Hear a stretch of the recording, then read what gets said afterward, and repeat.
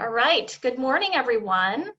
We have a few people logging in, so we're going to give them a minute or two to get settled, and then we'll get underway in about a minute here.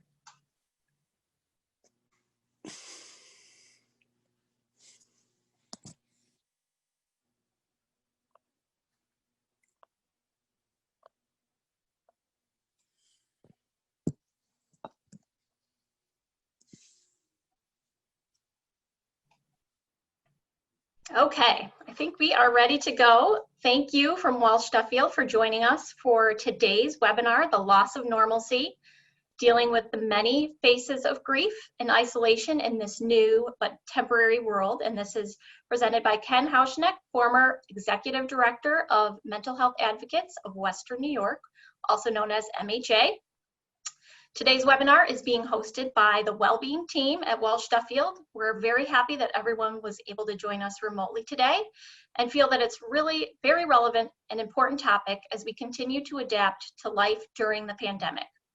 Especially in this current environment of uncertainty, mental health and well-being is a top priority for communities, organizations, and employees alike. Before I further introduce Ken, I'd like to cover a few housekeeping items. Today's webinar is recorded. We'll send a link after the event is complete. We welcome you to revisit the content yourself and share it with colleagues. And today's slides will also be shared. We invite your comments and questions. Please use the Q&A box on your screen. If you think of a question at any point, just type it in there, and we'll hold it for discussion portion at the end of the event. And with that, I'm happy to introduce today's presenter. Ken is the former Executive Director of Mental Health Advocates of Western New York.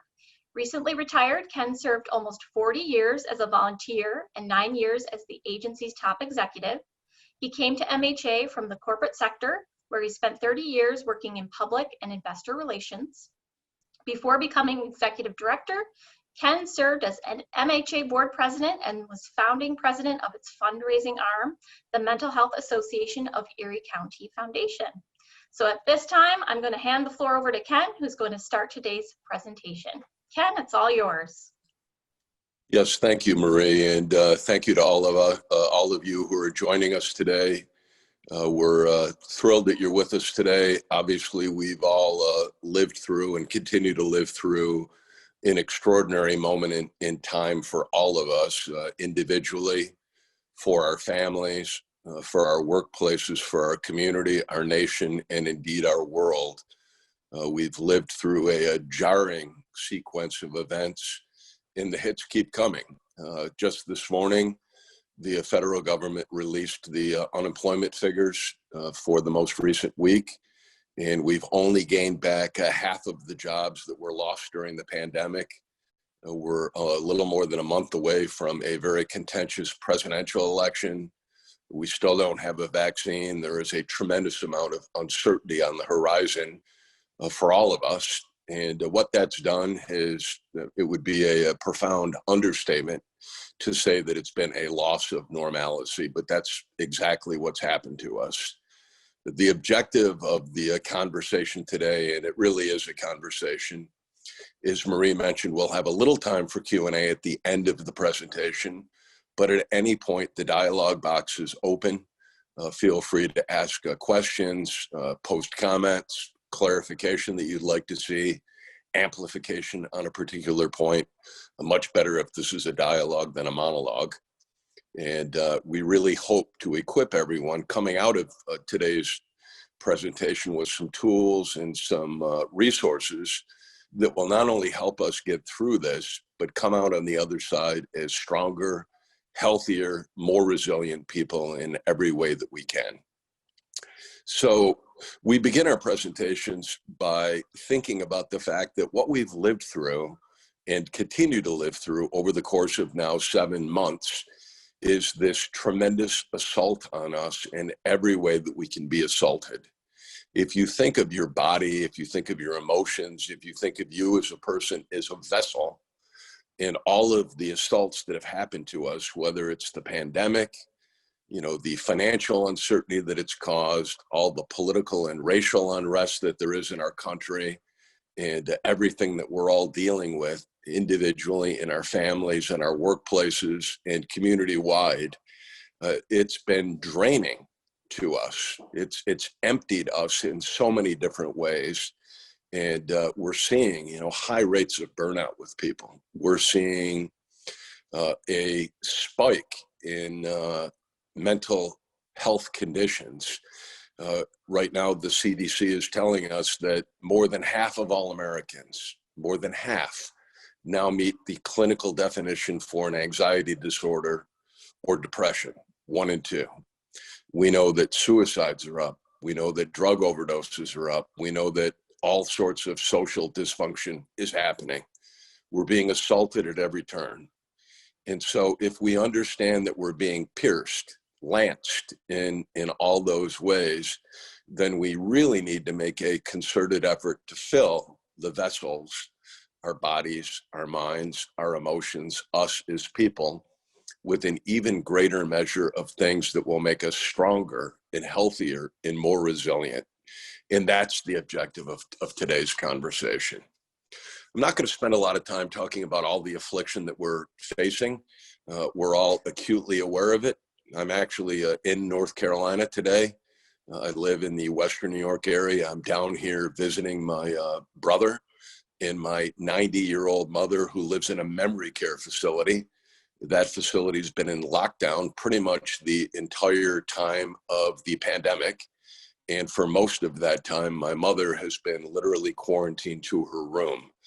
My brother and I actually have an appointment to see her at 2:00 this afternoon.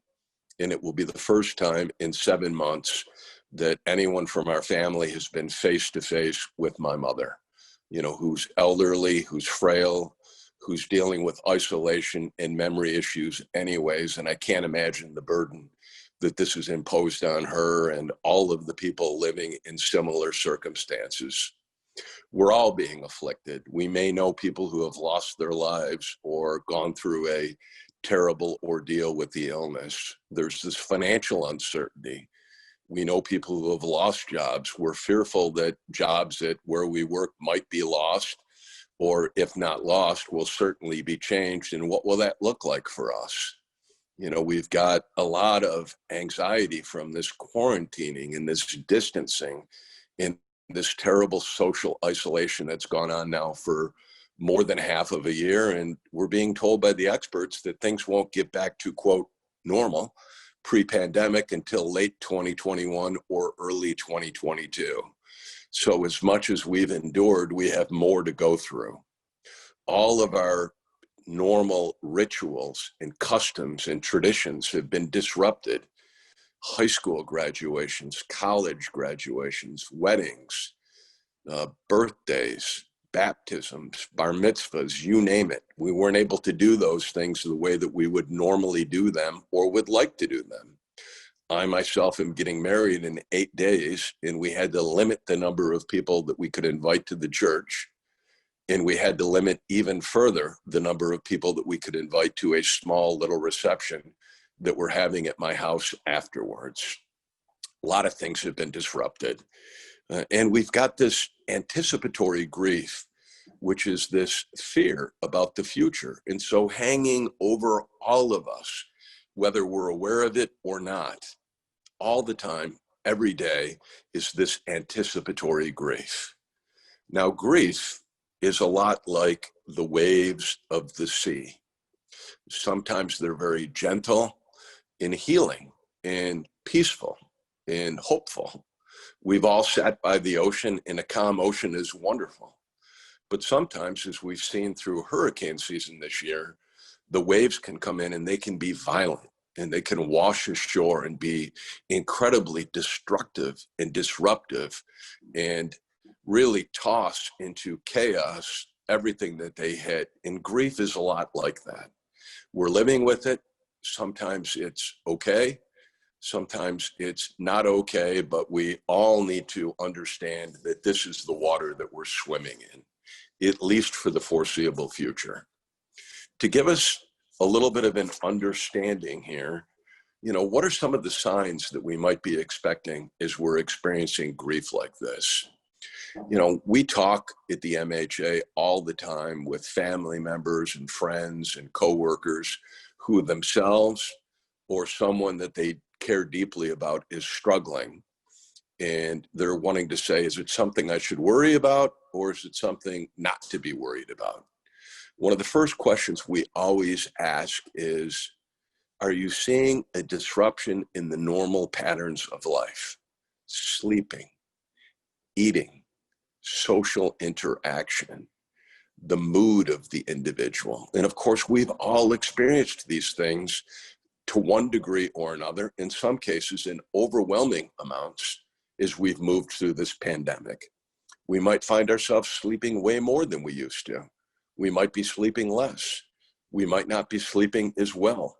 We might find ourselves a little quicker to become angry, a little bit more irritable.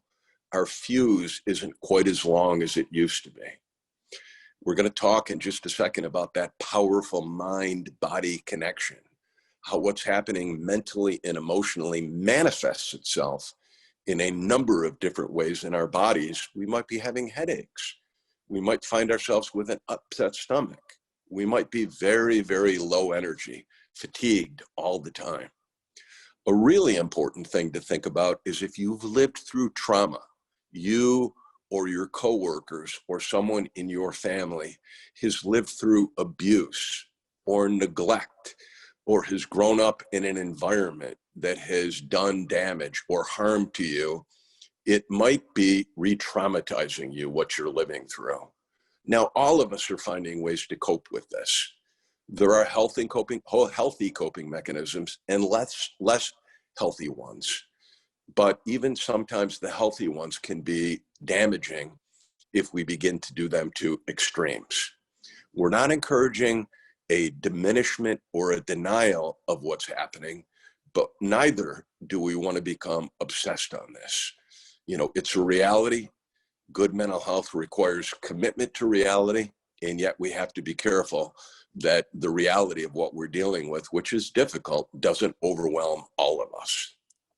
Now, this mind-body connection, you can see all of the ways that what's happening emotionally to us, what's mentally happening to us, begins to present itself in very real physical symptoms.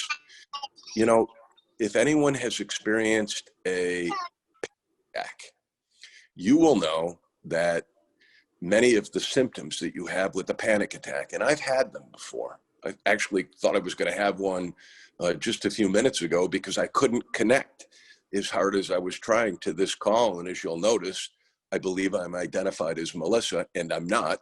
I'm Ken, and I had to dial in under someone else's contact.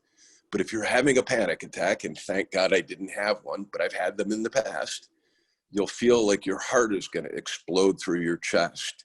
Your palms get sweaty. You're breathing quickly and shallowly. Your mind is racing. Your eyes are darting all over the place. What's happening to you emotionally and mentally is expressing itself in a number of physical ways for you. So just be aware of that. Now, 20 years ago or so, hang on while I remove my brother's cat from nearby me. He likes to be part of the presentation whenever he can. Elizabeth Kubler-Ross came up with this famous understanding of how we process grief and loss. She most is commonly understood expressing this in the context of a death, the stages that you go through. But this process certainly pertains to any grief or any loss, and we've all experienced them in greater or lesser degrees over the course of this pandemic. A couple of points we want to make here. This is not a linear process, meaning you don't complete everything in stage 1, then move on to stage 2, through 3, 4, finally to 5, and you're done. You may be dealing with multiple stages simultaneously.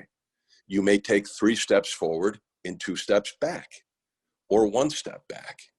So that's one thing to bear in mind. The second thing we really want to emphasize here is that There is no right or wrong way to go through this. There is your way to go through this. However long it takes, however you're dealing with what we're all confronting, you and the people that you care about, family members and coworkers, the colleagues that you're responsible for, you need to give yourself and other people the personal space necessary to complete this process and to come out whole and healthy on the other side. So what are some of the things that we learn about grief and loss? Well, we've all lived through terrible things.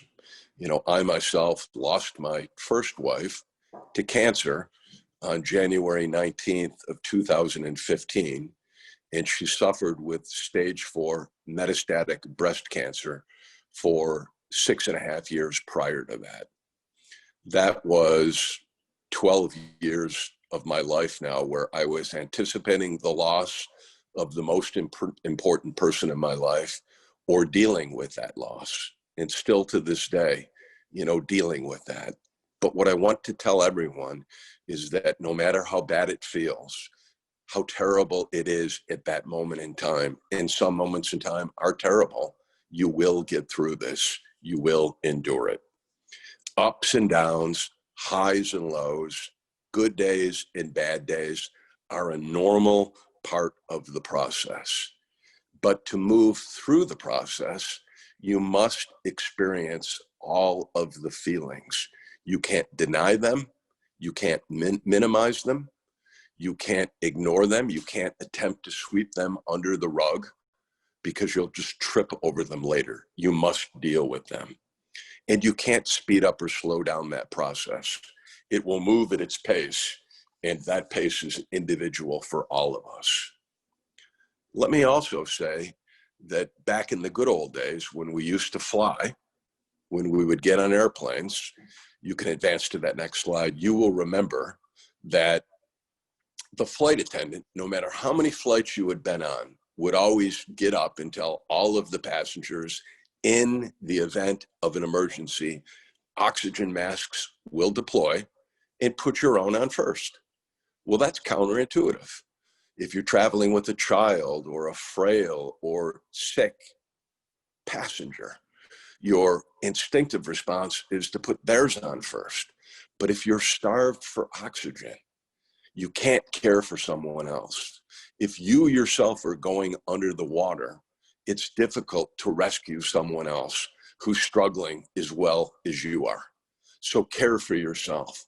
That's not an act of selfishness. It's being smart, and it's a good act, not just for you, but for everyone else that you care about. Ask for help and ask for support. We all are part of families. We're part of communities. You know, we're part of teams. And we need to be aware that we're all in this together. We don't go through it alone. We're not meant to go through it alone. We're here to help each other. And needing help is a sign of your humanity. It's not a sign of your weakness. We're going to talk a lot about some things that you can do, but one thing that you can do that has been proven through a series of very intensive studies to help process grief and loss is writing. They've done studies and they've concluded that there is a tangible improvement in the mental, emotional, and physical well-being of people who journal about their loss. As we bring up the next slide, I'm going to ask Bridget to talk briefly about our writing and well-being group at the MHA. Thanks, Ken. So our writing and well-being group is one of the MHA's longest running programs. We've actually been established at MHA for over 25 years. It's a peer-led group. And what we do is we use writing prompts to express our feelings and our emotions. We also share our writings with one another to increase our self-esteem. Writing is an excellent coping mechanism. So over 95% of the participants at our writing group say that they've found it helpful in their mental health recovery. Yes, thank you, Bridget. And this group that we've had at the MHA for more than 25 years has been so successful that we were recently approached by a group of young people who said, look, we love what you're doing. We participate in it. We would absolutely love it if you had a second group for young adults. And so we've formed that second group, and now we've got two that we've been able to maintain and keep very good participation throughout the course of the pandemic. So this is a resource to avail yourself, people in need, your coworkers of, and we will make a number of resources available to you over the course of today's presentation, and link you with a number of additional resources at the conclusion of the presentation. So one of the things that we've lost here through the pandemic is this sense of ritual and custom and tradition, which is so important to us. If you think about it, so we're all watching now the national mourning for the loss of a great American, a towering intellect, a force for good in our community, Ruth Bader Ginsburg. And we're able to see how people are responding to that. And we're doing the best that we can with that, as well as our own individual grieving and loss in a time when we can't really gather and we can't really comfort and support each other as we might normally do without the omnipresence and the limits imposed on us by the pandemic. So it's really, really important for us to keep these traditions, these rituals alive as best as we can. I would like to have a wedding ceremony where all of my friends could be present. The people who know me know that I love a big party, and I'd love to have a big party. I just can't do that. When I visit my mother today, I'll see her for only 30 minutes. I can't physically touch her. I can't get any closer than 6 feet to her. And she and I both have to wear masks the entire time that we're together. There's nothing I would love more than to walk up to my mother and give her a hug and just express how I feel about her in that way, but I'll do what I can. So our customs and our traditions and our rituals have been severely disrupted. So really what we're living through, all of us collectively, is the loss of everything that we knew. The world as we knew it does not exist anymore. If we just bring up our next slide. There are profound changes that we're living through, many of which will endure after the pandemic ceases. We are thankful for technology. Technology has allowed us to continue to work remotely, but we lose the ability to meet together face to face. I'm thankful for this opportunity to talk to all of you today, but I can't see you. I can't read your body language. I can't pick up the nonverbal cues. And that's 80 to 85% of all communication. So we're thankful for new technology, but it doesn't take the place of what we had. We're shopping remotely. Now, go back to that quote. We're shopping remotely now more than we ever did in the past. We're finding distance learning, and our school districts are all trying to figure out how do we keep our kids safe? How do we keep our teachers safe? How do we meet the needs of parents and families in the community? And everyone is trying different approaches, and we're trying to figure it out. And we haven't got it figured out yet. And so the world that we knew has left. We're living in this in-between time, and we're not exactly sure what's coming. But what we do know as we go through a period of time like this is that there are many, many things that are out of our control.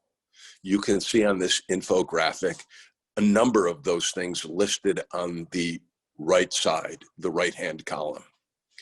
We are, again, not advocating that you ignore those things, that you minimize those things, that you stick your head in the ground and pretend that they aren't happening. But we don't have control over any of those things. And devoting undue attention to them will make you feel powerless. It will drain you of energy. It will drain you of vitality. It will drain you of hope and strength and health and wellness.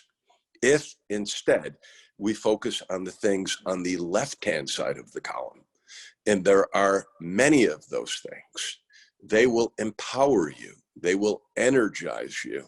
They will give you the assurance that what you can do, you are doing. And by doing those things, you'll find strength and you will have the ability to run the gauntlet that we're all passing through with the vigor that will be necessary, because this is a marathon, folks, and we're not even at the 13.1 mile marker yet. We're not even halfway through. If in fact, this pandemic world that we're living through persists in one degree or another until the end of 2021 or the beginning of 2022, we're in the early innings of what will prove to be a very long and difficult contest for all of us. So let's focus on some positive things that we can do. We've got a separate presentation where we spend an hour cracking open these 10 things. We don't present these 10 as the be all to end all. We have done an enormous amount of research. We have culled from a number of different sources. We have listened to a variety of experts, and these 10 things tend to be the ones that recur most often for the things that we can do that will bring us whole health. Again, remember that strong mind-body connection. So some are aimed principally at our mind and our emotions. Some are aimed primarily at our body. Some have got a more spiritual connotation, but they all affect us collectively in ways that are healing and whole and strengthening. And in our hour-long presentation, we spend some time talking about all 10 of these. We don't have time today to go through all of them, but we are going to highlight a couple that are especially important. Now, right at the top, we talk about the single determinant, the one predictor, the one element most closely linked with health and happiness. So they've done this study over 75 years now. It began with a group of incoming freshmen at Harvard University. Harvard. So you would believe that those are very intelligent and largely very advantaged individuals.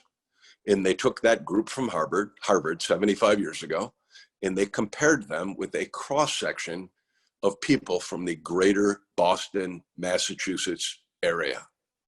They took these two groups, them, their children, and now their grandchildren, and they have done research over 75 years and tried to identify what one thing is most predictive of health and happiness for people.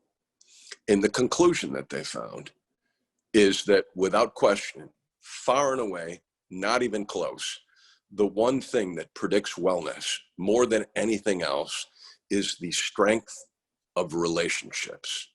And of course, we all intuitively know this, living through the pandemic, where we've felt the ache most profoundly, where it's hobbled us most greatly, is the separation that we felt from our family members and our friends and our coworkers, the people who are so close to us and who play such an instrumental role in our health and happiness. And our relationships aren't what they were. And we find ourselves in this state of limbo right now.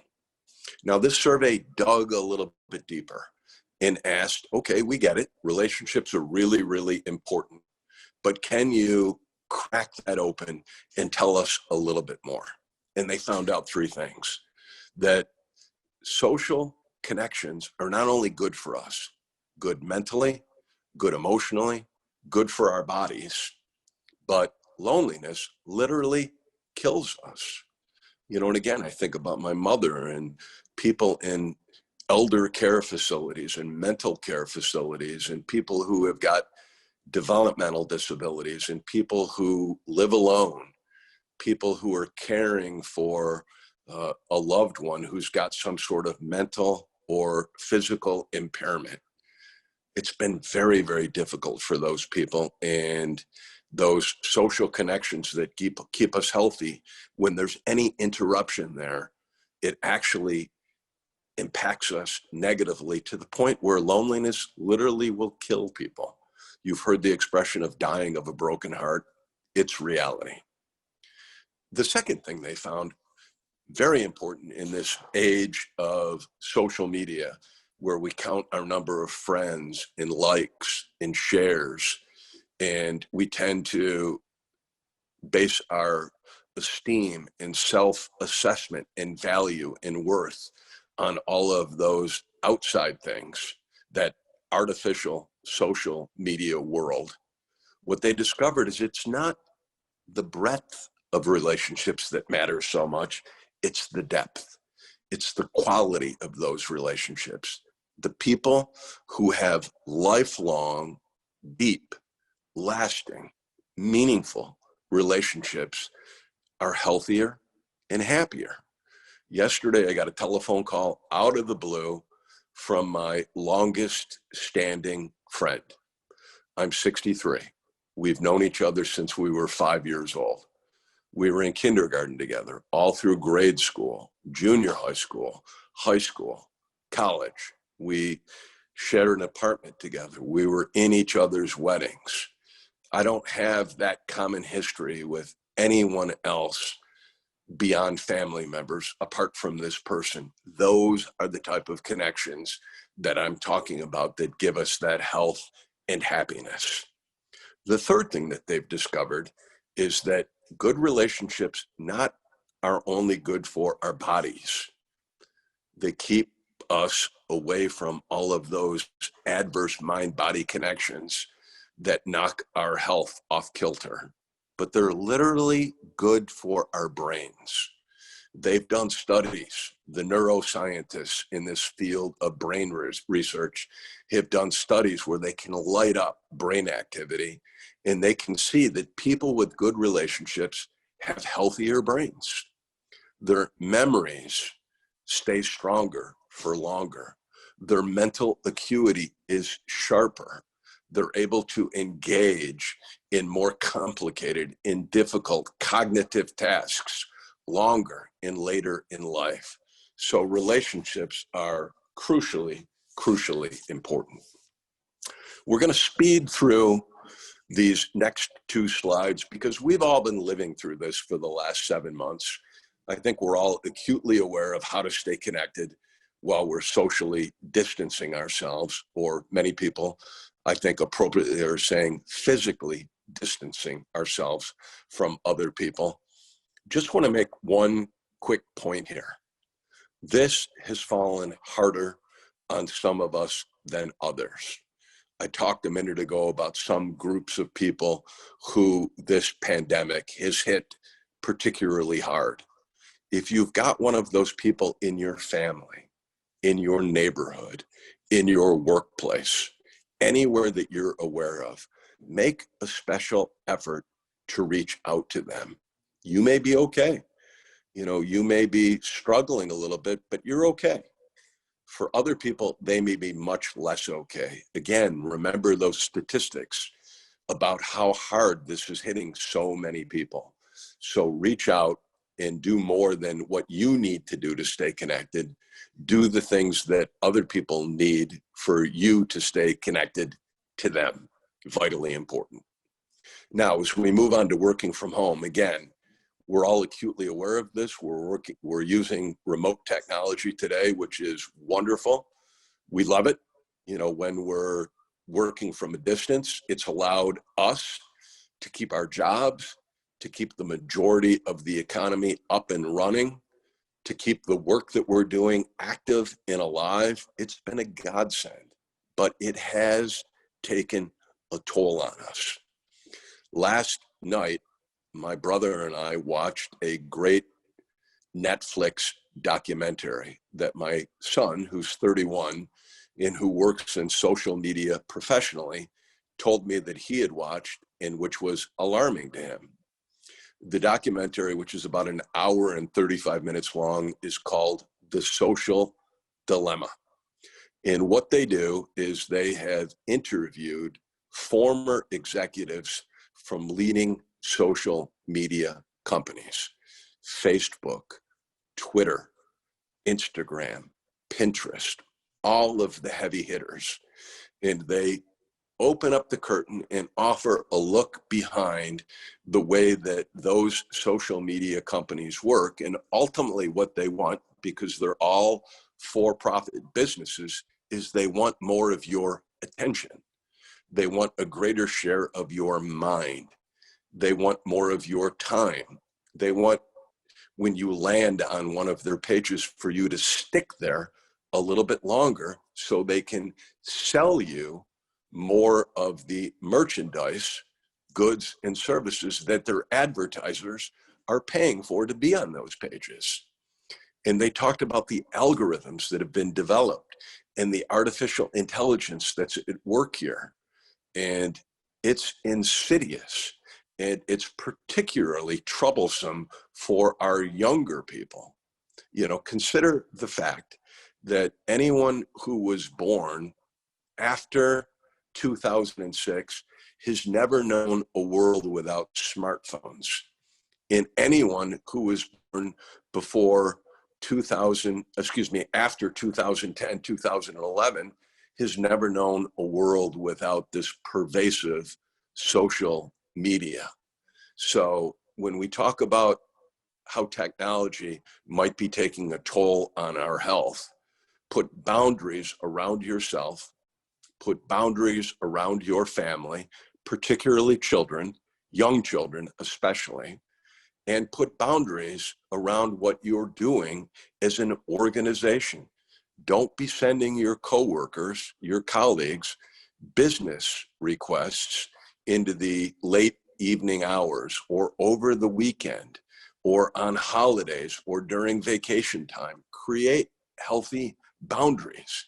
It's important to unplug, especially when we're working from home and we feel vulnerable. We're thankful to have our job still, but we're very vulnerable and feel like we've got to prove that we're connected and we're performing and we're delivering, even with all the constraints that we're living under. We want to talk a little bit about some ways that we can build our calm and our strength and our happiness. Again, this field of neuroscience is teaching us scientifically through very extensive and pervasive and long-lasting studies that just as we can physically learn how to become stronger and more resilient as people, and we see this with our athletes. You've seen it when you train. You know, maybe you've trained to run a half marathon or a marathon or to compete in a bike race, you know, or to get better in any area of physical challenge. You can train yourself, and by that training, by certain things that you do, by certain disciplines that you follow, you can make yourself stronger and you're able to break through those thresholds. There's a reason that professional athletes practice 2-minute drills. There's a reason that they practice for penalty kills and power plays. There's a reason that contests are won and lost in the waning seconds and minutes of games. The better trained, the better prepared athletes are the one who rise above and surmount those challenges. We can do the same thing mentally, emotionally, and behaviorally. And this book provides, in language that's really easy to understand, very well researched, very thoughtfully presented, some activities, some actions, some disciplines that we can integrate into our lives that will make us more resilient emotionally. We'll be hit with the same difficulties that everyone else is getting hit with, but we may not get knocked down as easily. And if we get knocked down, we'll get up sooner and we'll get up stronger. So we commend this book and others like it to you. This is a great read filled with wonderful resources. One of the things that we've got control over in a world where we don't have a lot of control is our attitude, which is so crucial. You know, each day we wake up and we get to pick what our orientation is going to be. In just a minute, we're going to be talking about the understanding of cognitive reframing, which is a technique used in cognitive behavioral therapy, which is one of the leading ways that mental health professionals are restoring health and well-being to people who are struggling. But distilling it down to its most basic element, really what we're talking about is our attitude. Again, we're not saying deny or minimize or completely dismiss reality. We're just saying pick your attitude as to how you're going to respond and react to those realities. So how can we find some good things as we're making our way through this? Well, as we look back on prior generations who have lived through times as or even more difficult than the one that we're living through, and coming immediately to mind for me are the folks called the greatest generation. They lived through the Great Depression. They lived through World War II.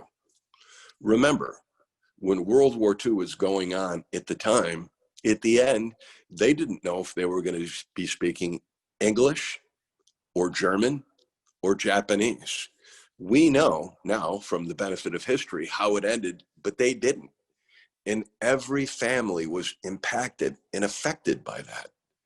There were families that had gold stars because they had lost a family member in the war. There were blue stars for family members that had been injured. There were 16 million Americans that served in World War II from a population that was significantly smaller.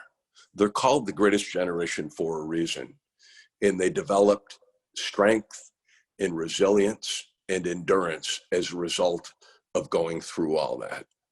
And so again, with our reframing, sometimes for us to come to a better place in our lives, and I believe we can and will individually, organizationally, and societally come out on the other side better and stronger, we have to give something good up to discover something even better.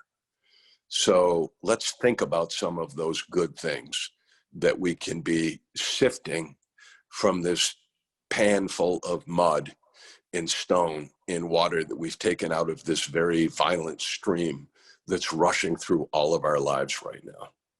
So we talked a little bit about cognitive reframing.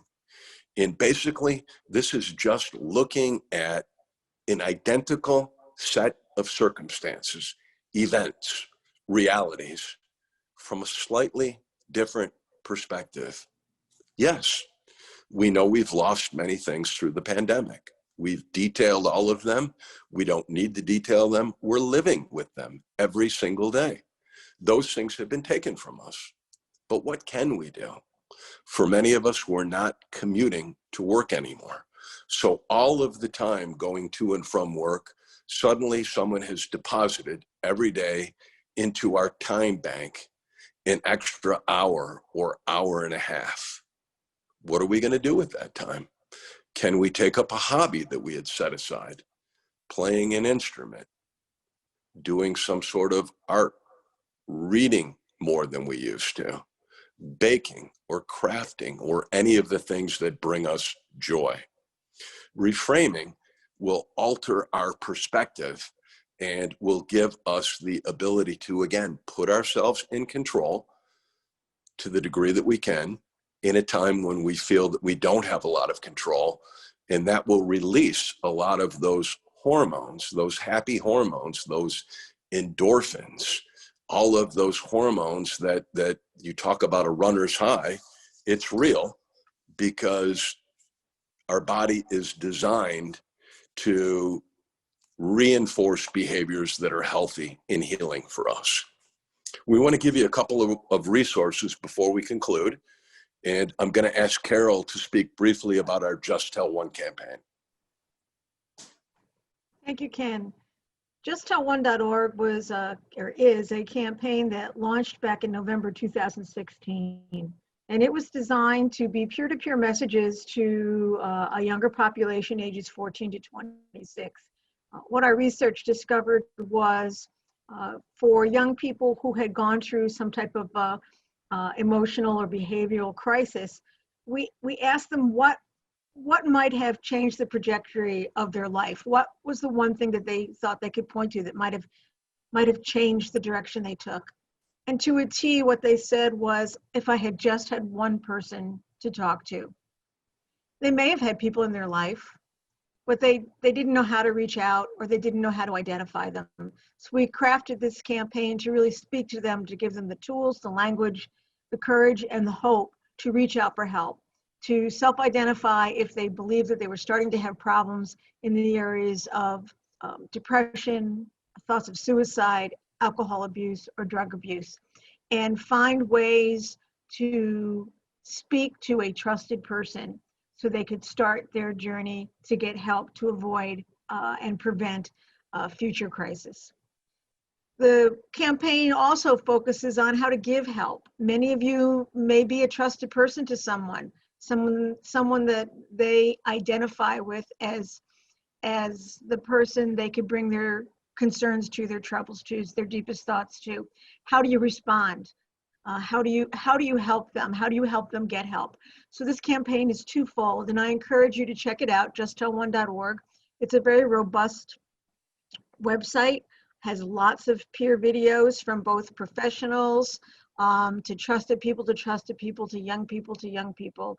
It has what I call cheat sheets, which are the toolkits, and many peer videos that help young people help themselves and ask for help. Follow us also on social media. Our social media, we try to keep extremely current with the times. And we also have a school program that brings this conversation into the classroom. We're also developing one right now. We have one for high school. We're developing one for middle school and adjusting the campaign to reach an even younger audience, because the school social workers, the counselors, they're all telling us that we need to get this message earlier to younger people, especially now with COVID, with the stresses that they're facing, and how we can help deal with them. So I encourage you to check out Just Tell One. Yeah, thank you, Carol. And, you know, the point we really want to make here, and with this do's and don'ts of helping, is that it's okay to ask for help. We all need help at one time or another. You know, life is a team sport. We're meant to go through it alone. We go through it with our families. We go through it with our friends. We go through it with our coworkers. We go through it with our neighbors, and our community collectively goes through things. So it's okay to ask for help, and you can equip yourself if you're the helper, even if you don't feel particularly educated or informed on how to do that. And Just Tell One has got a tremendous number of resources to do just that. One quick point on this slide, again, is just be careful with your language. Sometimes, without meaning to do so, we might impose a judgmental attitude on someone. Again, we're dealing with difficult issues for all of us to address. So be careful how you phrase things. You know, instead of "what's wrong with you?" You know, "why aren't you the way that you used to be?" You know, "why don't you just pick yourself up by your bootstraps?" You know, try some less threatening statements like, "Can you tell me what's going on? You know, can you explain to me what you're feeling? You know, what's happening?" You know, be open. You know, be willing to listen, have empathy. You know, these are difficult times for a lot of people right now. Love to show this picture. This is a terrific picture that illustrates the fact that all of us can do something None of us can do everything, but we've all got our parts to play. What we have here is a overpass where a distraught young person had come up and was preparing to leap to their death.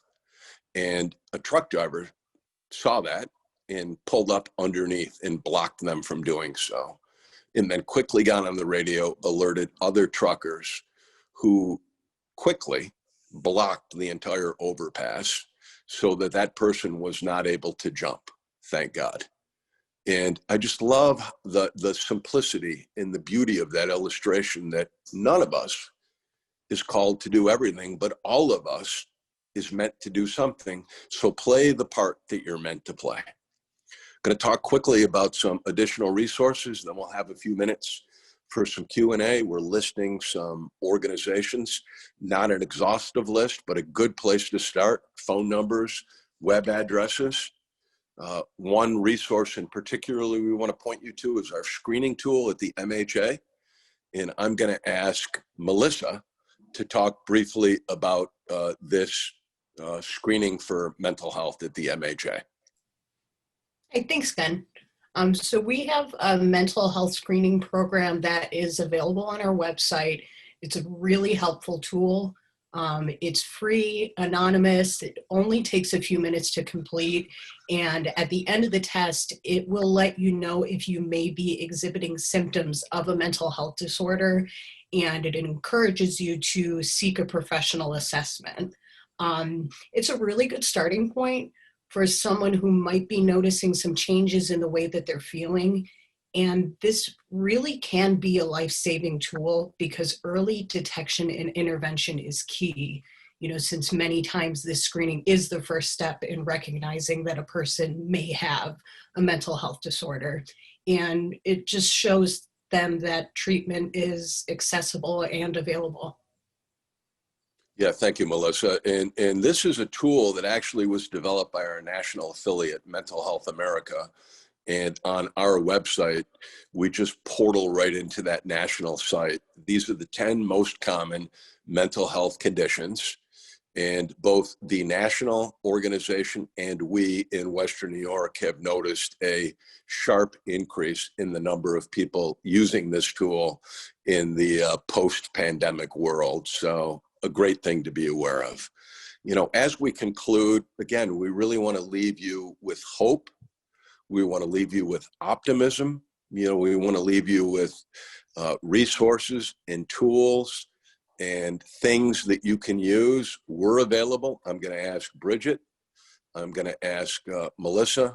I'm going to ask Kelly to pop their email addresses on the text screen for you. And as Marie mentioned, we will make this presentation available to you. We're available to talk anytime you want. You've got our telephone number, and that's what we're here to do. And at this point, if there's any questions, we've got a little bit of time. And if you would prefer to ask a question offline, you can reach us either by email or phone, or, you know, however is comfortable for you. And maybe while we're waiting for any questions to queue up, I would just hand it over to Marie for any concluding comments that she would like to make. Thanks, Ken. And it does look like we have a few questions that have come in so far.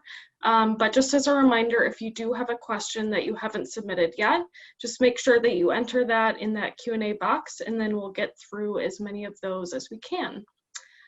So the first question is, what is the process like when calling into MHA for assistance?